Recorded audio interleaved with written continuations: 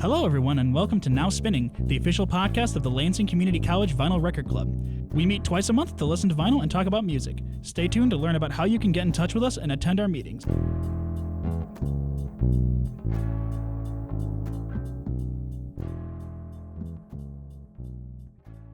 Hello, everybody. Welcome back to another episode of Now Spinning. With me today, I have Leo Ackerman, Noah Miller, and Tyler Reck. And I am still Simon Medina, contrary to popular belief. So today we are going to be talking about our meeting we had on March 4th, 2025, which is it's still this year. Yay. Hooray. I hope this it should come out within the same year, hopefully.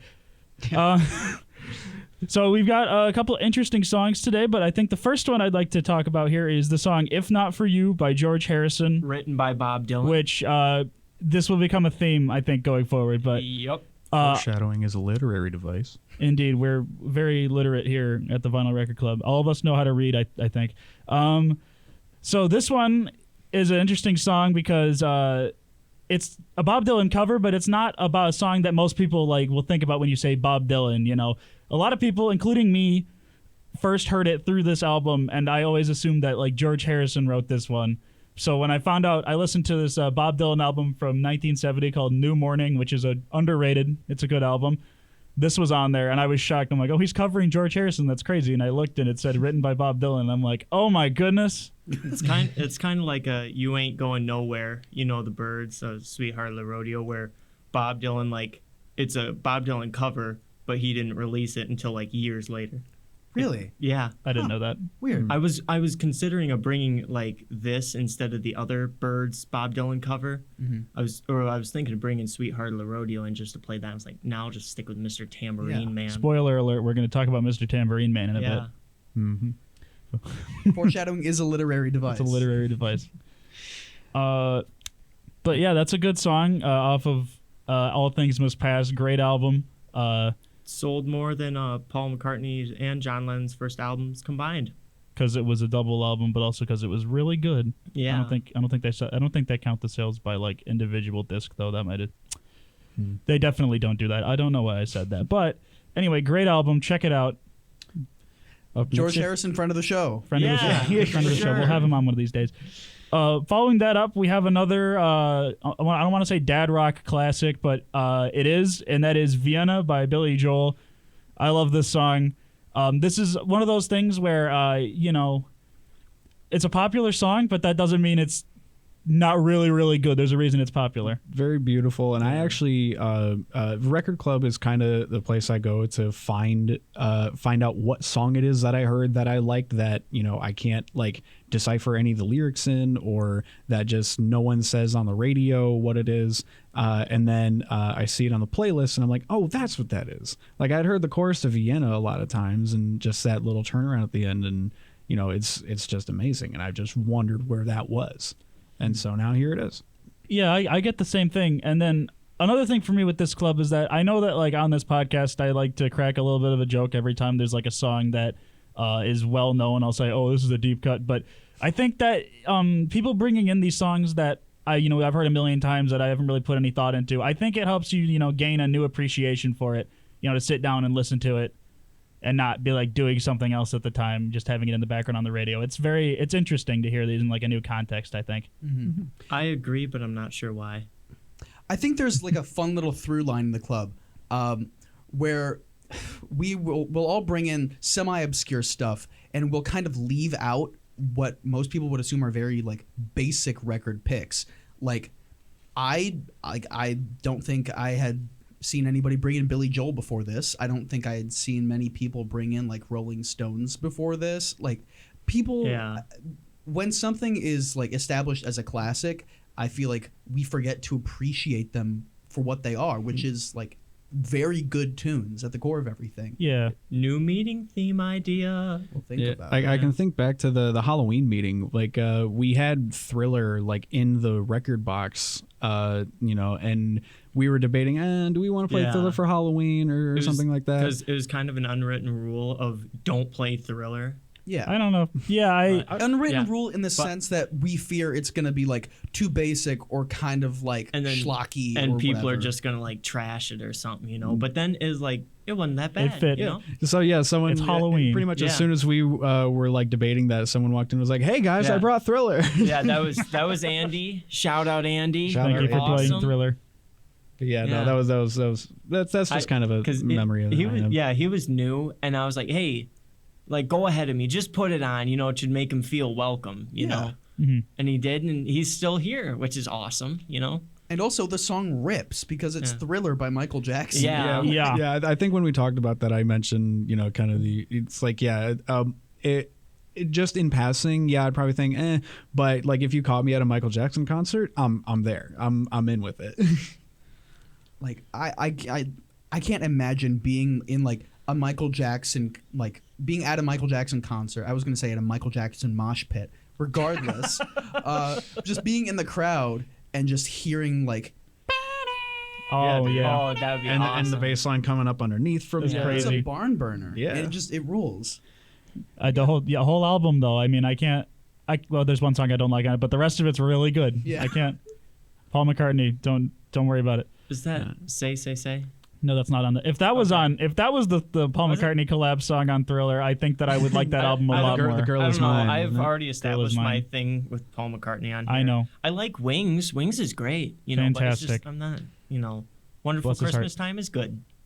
All right, I think we maybe got a little off topic. Anyway, just a tad. Sorry, Vienna by Billy Joel. Vienna Great by song, Billy Joel. great album, Yeah, The Stranger is fantastic. great record. Yeah.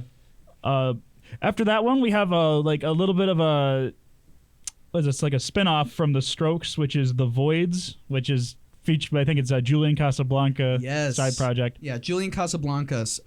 This is a real nasty one. Very distorted, very lo-fi. The Strokes, post the 2000s, were in a weird phase of their career because they were already petering off by the end of the 2000s. And then in the 2010s, they didn't really want to do anything together because they weren't really making that much money. So Julian Casablancas kind of spun off and did his own thing with The Voids. It's completely different from anything the Strokes really did, but you can tell that like his songwriting chops are still there. Right. I think it's a great little cut. I think The Voids, at least the record that this song comes from, is kind of underappreciated, especially in like the Strokes pantheon, I guess, because Room on Fire and Is This It are already so, and the New Abnormal are already like extremely appreciated. But yeah, I think The Voids, Pyramid of Bones, great song. Very much enjoy it. Oh, I like that a lot. Yeah. After this one, we have.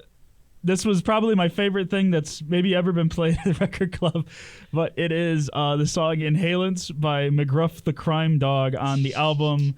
Hang on. The album McGruff's Smart Kids album. And this is an entire album that is just dedicated to keeping kids off of drugs and other awful It things. was like, I think it was like, sue me if I'm wrong, but I'm pretty sure it was like an 80s thing. Oh, Yeah. very, very 80s. Yeah, I was gonna say, Very was this Nancy before? Reagan. Was it Yeah. before or after Dare, or was This it at the was- same time? Probably the same time. Yeah. This is this album. It was a piece of art. Apparently, according to the person who brought it in, it was that came out in the 80s on a cassette, and that cassette is like a collector's item now because it's so hard to come by apparently. And they re-released it on vinyl at some point, and the record itself, oh my god, there's a physical bite taken out of the record. Yeah. It's like it's magical. That's all I could say about it. It's magical. It's so poetic. You can't do that with streaming. That's why the medium's so good. You can take a bite out of it, physically speaking. Physical media supremacy. Exactly. You can't eat a file. Well, You not directly. You can eat You have to put cookies. put some work into it. Yeah, you can't download a house. either. You wouldn't download Sorry, a house. Bad joke. You said his name was McGruff the Crime Dog? Yes, Scruff McGruff, Scruff McGruff the man Crime himself. Dog. Yes, That took a bite out of crime. and a bite out of the record. Exactly. Don't do drugs, kids. Don't do drugs. Yeah, thanks, Jacob. If for, that's the one thing you if take were away. here. One Yeah. thing you take away today. But following that one up, we have this was spoiled a little bit earlier, but still a good song. We have "Mr. Tambourine Man" by the Birds by Written Bob by Dylan. Bob Dylan. Written yeah, by Bob Dylan. Written by I know. Bob Dylan. I know. Do you? I think it's a good. And this one's a by Bob very Dylan. good song. It was like Bob Dylan said that it was like the Birds did it better, right? I don't know. You know more about Bob Dylan. You sat through That seems all of like- his albums. Not all of them. I kind of stopped after like 3/4 of the way. I'm taking a break. I'll get back to it. But this one, Mr. Tambourine Man, this song kind of almost inspired a lot of like the jangle pop stuff that would come through like the later in the 80s and the 90s. Like that this guitar sound was Yeah. super influential. Especially with bands in like the alternative scene like REM and the Smiths and Smiths. whatnot. Yeah. Just really bright, really pretty sounding. Yeah, and it's a very good song also, I have to say. Mr. Tambourine Man, one of Bob Dylan's best, I'd have to say. One of my favorites anyway. Yeah.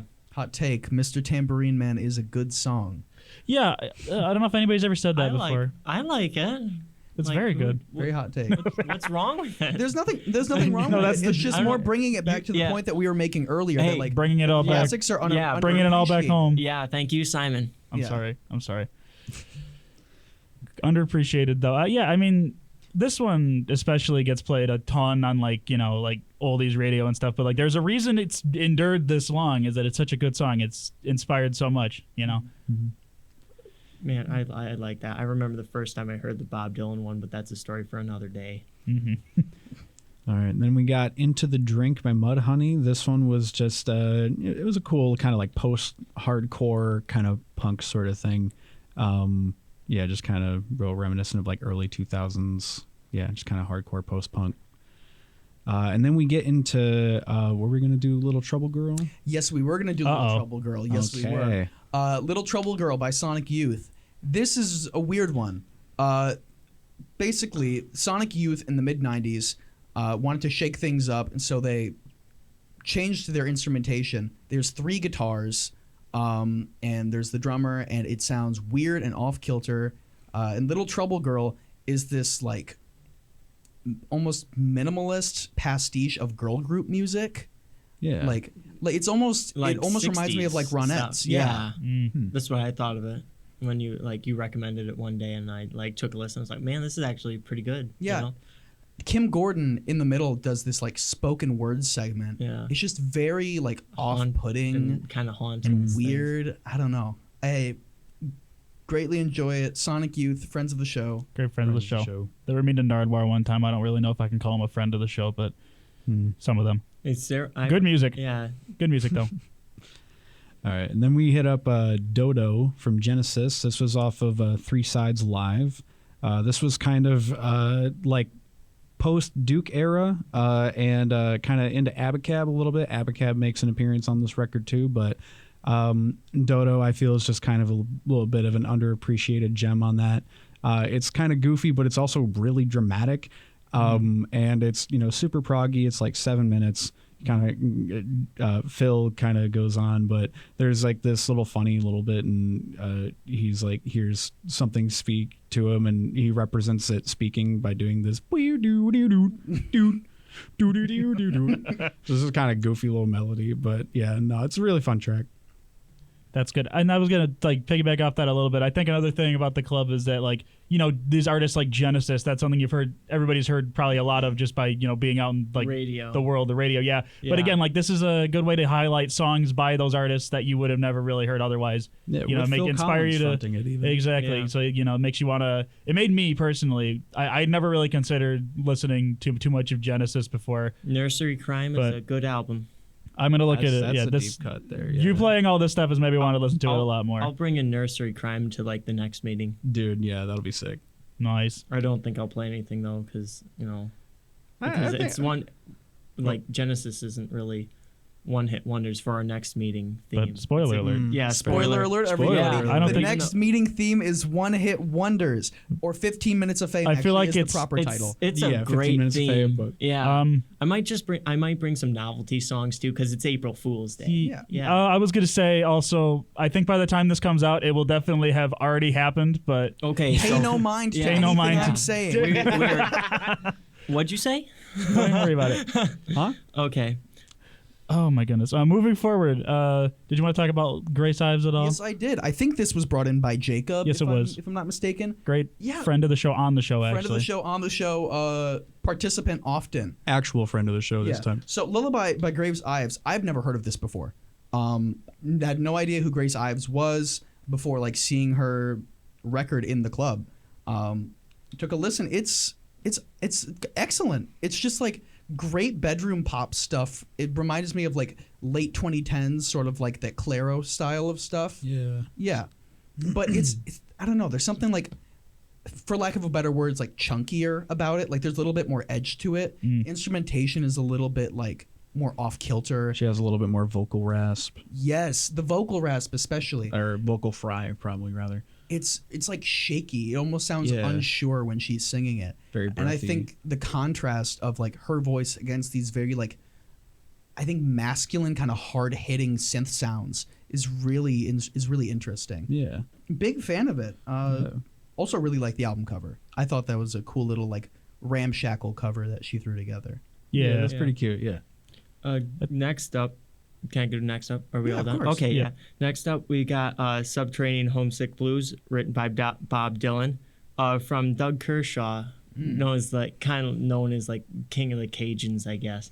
You know, I love his stuff. Whenever you see Doug Kershaw, I brought it in, because it's like, you know, the fiddle and all that stuff, like swamp, like not like swamp rock, but stuff you like hear on the Louisiana bayou. Yeah. Yeah, deeper south kind of rock stuff. See, I don't know much about Doug Kershaw or Cajun music in general, honestly. And hearing like a Cajun music rendition of a Bob Dylan song, it's one, real weird, because I'm so used to the original from Bringing It All Back Home. And second, it kind of made me appreciate the arrangement and the writing of it more.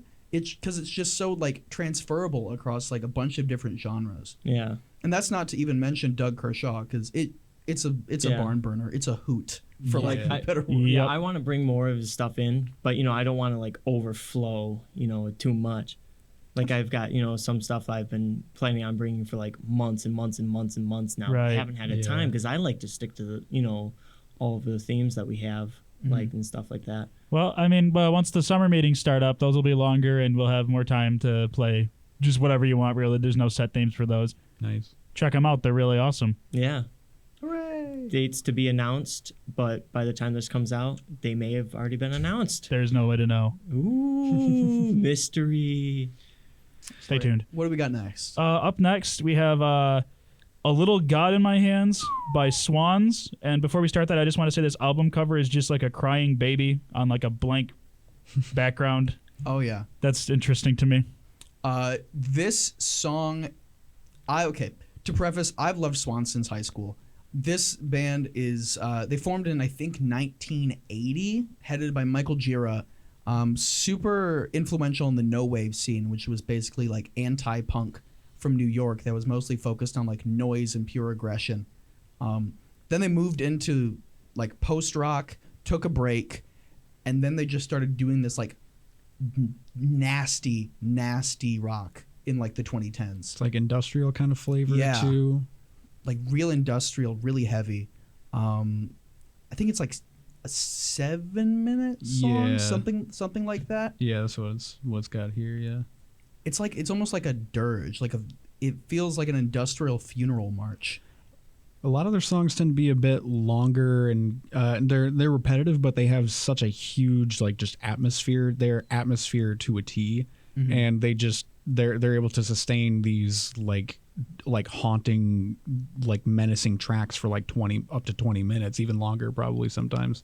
I'm not super familiar with Swans, but what I have heard, just very kind of patience testy a little bit, but very much worth the payoff if you sit through that. And this is just, I agree with everything you said, and I'm just going to spin off to this. I honestly think like a lot of the way he structures his songs reminds me of dance music in a weird way, because it's more about building slowly and changing textures over time rather than through compositions. Right, it's more about just sitting on something and sitting with it. And I think that's really interesting. Yeah. Big fan of Swans. We love you, Michael Gira. Yeah. Friend of the show? Friend of the show. I mean, it's almost obligatory at this point. Who's not a friend of the show? We're so friendly. Come to the record club meetings. Please. Yeah. Everybody's a friend. Please. Next, we've got Blow Red Blow. Andy brought this in. Again, shout out Andy. I'm sure you're probably listening to this, but this friend is of the show. Yeah, literal friend of the show, actually. Like actual physical literal friend of the show. But This is one of those rare occasions when people are like kind of like they first listen to it, and I kind of noticed it throughout the room. People are like, huh? What's this? And then it just goes and goes, and then everybody's loving it at the end, like with the trombone and all This that was stuff. a hoot. It was a hoot and a half, I tell you what. This was whole dude. Yeah, no, I'm a trombone player myself. I played throughout high school and stuff. So just hearing the dude, I was on the floor. I was almost on the floor. Yeah. That was awesome. The only other time I've ever seen like something get that much like recognition and positivity was like I Can See for Miles or something. Yeah. Yeah, that's a good. That was a very fun transition also between like the swans to like to Louis this, Prima. Louis Prima. Now for something completely different. A Yeah. little whiplash But we in a love good that way. here. No, yes, Yeah. that's what we're here for. It wouldn't be Record Club without really, really incredible transitions between songs. You wouldn't hear anybody. You wouldn't hear that anywhere else. What else we got? What else we got on the list? Let's take a look. Well, we've got the fourth and final Bob Dylan cover of the night, which is you want to introduce it? It's It Ain't Me, Babe, written by Bob Dylan but performed by the Turtles. And I was considering either bringing in the Johnny Cash version, the David Jones version, or the Turtles version. I just thought bringing the Turtles because everybody knows that one. Also, want to shout out the Joan Baez version in case there wasn't enough John already Baez, out there. friend of the show. Yeah. There we go. But yeah, this is a good. It's a good cover. Can we I like shout this one. out the Timothy Chalamet, Monica Barbero one? Yeah, sure, why not? Shout out Timothy Chalamet. Yeah. Sure. Yeah, put that on. I like Put that on the record. yeah.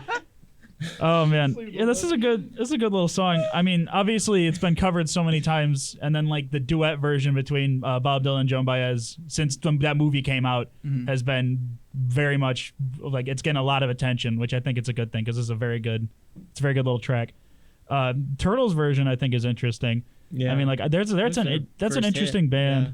I mean, like at surface level, they're just like a few hits, but like you look into like the history of the band, Yeah, it's a bit of a roller coaster. Yeah, like there's a video of